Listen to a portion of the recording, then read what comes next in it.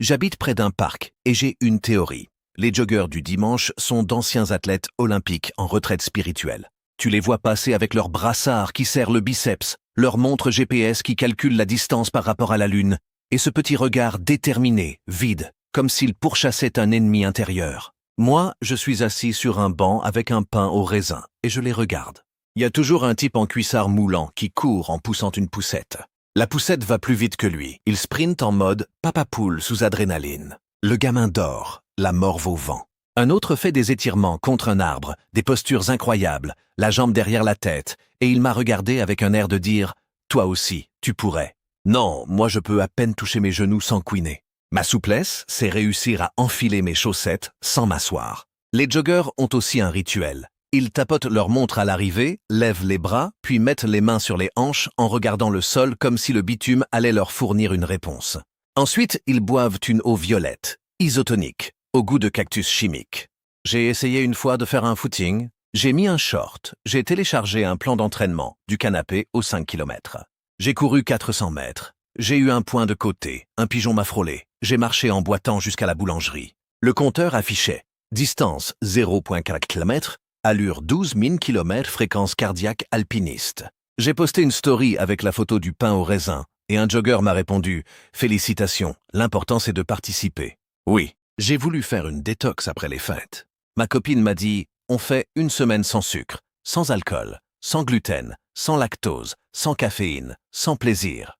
Je résume. Le premier matin, je me lève. Je bois un grand verre d'eau tiède au citron parce que, paraît-il, ça relance le métabolisme. Mon métabolisme, il a fait une tête de dégoût. Il s'est demandé pourquoi je lui filais du liquide de vaisselle bio. Ensuite, petit déjeuner. Un porridge de graines de chia avec du lait d'amande. Les graines de chia, on dirait des œufs de grenouille qui ont mal tourné. Ça gonfle, ça devient gélatineux, ça reste en travers de la gorge. Je mâche, j'ai l'impression de manger un aquarium. Le midi, une salade de cale avec des pois chiches et du tofu grillé. Le cale, c'est du plastique végétal. Tu mâches, t'as les mâchoires comme Rocky. Le tofu, sans assaisonnement, a le goût de l'ennui. J'ai mis du curcuma pour faire joli, c'est devenu jaune fluo. J'avais l'assiette d'un lutin dépressif. Le soir, un bouillon de légumes, sans sel, parce que le sel, ça retient l'eau. Le bouillon avait un goût de regret. À 22 heures, je rêvais d'un camembert qui me murmurait des mots doux.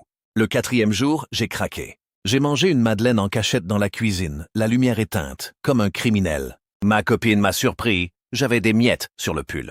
Elle a dit « C'est ta vie ». J'ai répondu « Non, c'est ma résilience gustative ». On a repris le fromage. Les réunions de travail en visioconférence sont un théâtre de l'absurde. Tout commence par la phrase rituelle « Vous m'entendez ?» prononcée par 5 personnes en même temps, suivie de « Je vous vois flou, attends ». Je coupe la vidéo.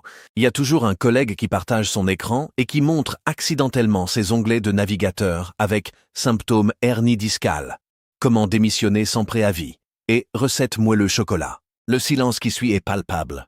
Le chef de projet, imperturbable, dit « On va passer au slide 12 ». Slide 12, c'est un tableau Excel avec des chiffres et personne ne comprend pourquoi on est 30 à regarder ce tableau. Mon chat passe devant la caméra, sa queue balaie l'écran, le chat entre en réunion.